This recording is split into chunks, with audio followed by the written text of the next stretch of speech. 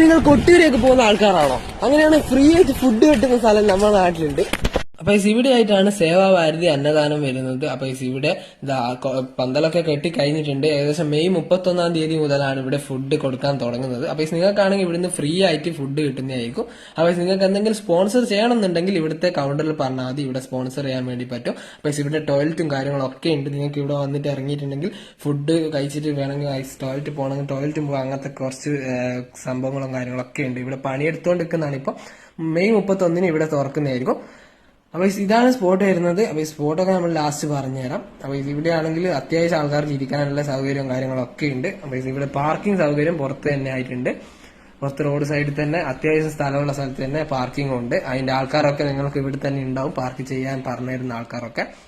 അപ്പൊ ഈ സ്പോട്ട് വരുന്നത് കണ്ണവം 17 മൈലാണ്. കണ്ണവം പാലവും കഴിഞ്ഞ് കുറച്ച് മുമ്പോട്ടേക്ക് വന്നാൽ കണ്ണവം 17 മൈലെത്തും.